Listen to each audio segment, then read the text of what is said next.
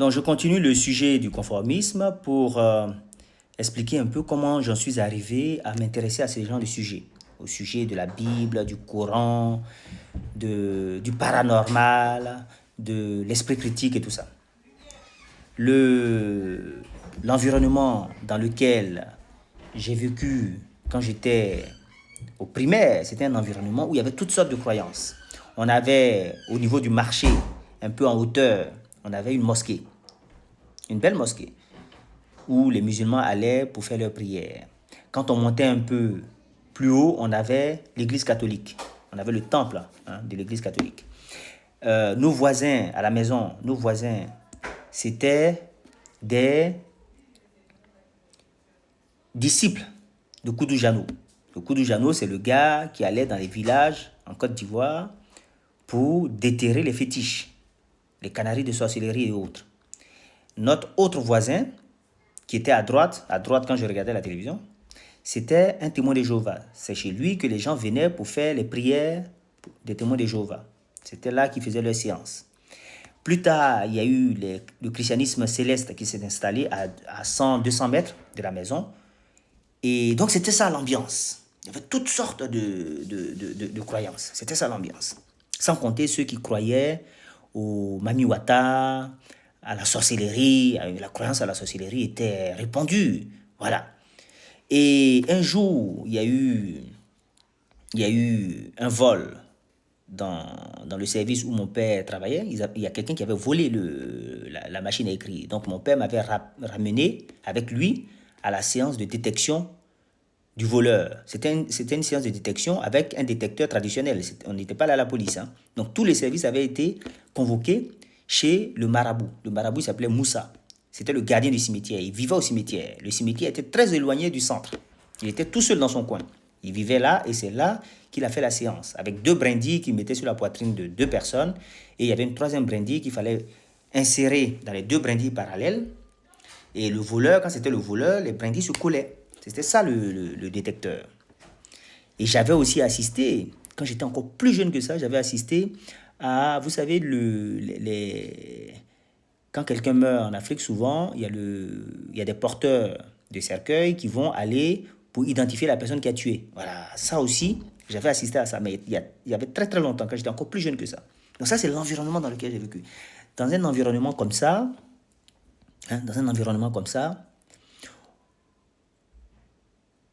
il est difficile d'être un électron libre.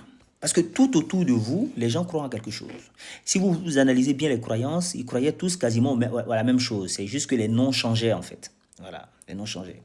C'est dans ces conditions que les témoins de Jéhovah sont venus un jour pour évangéliser. Voilà, ils sont arrivés, ils ont dit qu'ils voulaient évangéliser. Donc mon père a dit, bon, pour ce genre de choses, allez discuter avec mon fils. Donc je devais être quoi? Peut-être au CE2, au CM1, je ne me souviens plus. Donc ils sont venus discuter avec moi. Ils m'ont parlé de la fin du monde, d'Adam et Ève. Voilà, c'était la première fois où quelqu'un exposait en détail l'affaire, exposait en détail la doctrine.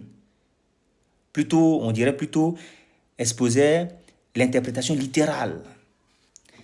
Mais l'interprétation littérale a été pour moi quelque chose de tout à fait insensé. C'est-à-dire que j'ai trouvé que ce n'était pas possible. Voilà. C'est pour ça que j'ai dit que même un élève de primaire qui réfléchit pourra faire la différence entre le vrai et le faux. C'est-à-dire ce qu'il me racontait violait toutes les lois quotidiennes que je connaissais. C'était complètement impossible. Je lui ai dit non, c'est pas possible. C'est pas possible. Mais ça a attisé, en fait, ma curiosité. Voilà. Parce que je commençais à me demander, mais d'où est-ce qu'ils sortent toutes ces choses? Voilà. On vit ensemble dans le même endroit et ils racontent des choses et ils semblent être les seuls à le savoir. D'où est-ce qu'ils sortent ça? C'est comme ça que j'ai été amené à aller fouiller dans le livre, aller à la source pour savoir. Mais à cette époque-là, je me posais plus de questions qu'autre chose. Il n'y avait pas assez de réponses parce que tout autour, les gens croyaient aux mêmes choses. Donc, quelque part, vous ne pouvez pas compter sur les gens autour de vous pour vous donner les réponses. Donc, j'étais un peu un électron libre, un peu isolé en fait. Voilà. Mais j'étais tranquille parce que ça me paraissait tellement absurde tout ce que les gens faisaient. C'était tellement des curiosités pour moi que j'étais tranquille. Tu vois. Mais à l'époque, il n'y avait pas d'Internet. Tu ne pouvais pas dire, tu vas aller sur Internet pour te trouver un soutien, ou bien tu vas aller dans une bibliothèque pour essayer de trouver des livres qui vont essayer de te faire comprendre la chose. Non. Chacun était livré à lui-même. Voilà. Mais je suis resté ferme sur mes appuis. Ah oui, je ne me suis pas laissé distrait ou influencé par l'environnement. Quand je suis arrivé au collège, c'était pareil. Au collège, c'était les séances de délivrance. Les séances de délivrance, les gens, ils allaient aux séances de délivrance. Quand ils venaient, ils vous racontaient des histoires extraordinaires. Donc un jour, je suis allé à une séance de délivrance au Rotary Club de San Pedro. Mais je suis allé pour investiguer, pour enquêter, pour voir exactement de quoi il s'agit, essayer de comprendre. Voilà. C'est ça qui m'a permis, 20 ans plus tard ou 25 ans plus tard, d'écrire Hypnose et séances de délivrance. Parce que j'ai fini par découvrir que toutes les séances de délivrance sont des séances d'hypnose. Voilà. J'ai fini par découvrir que toutes les séances de délivrance sont des séances d'hypnose. Si j'avais suivi mon environnement, j'aurais cru en des illusions et j'aurais jamais fait quelque découverte que ce soit. Voilà. C'est toutes les recherches aussi qui m'ont permis d'écrire le guide des aliénés. En fait, je me suis rendu compte que toutes mes intuitions étaient vraies. Que toutes mes intuitions étaient vraies. Il me manquait juste les preuves extérieures. Voilà. Il faut s'accrocher à son bon sens, à son intime conviction, même si vous vous trompez. Parce que si vous ne faites pas confiance à votre bon sens, à votre intime conviction, et que vous suivez la masse, qu'est-ce que vous allez faire?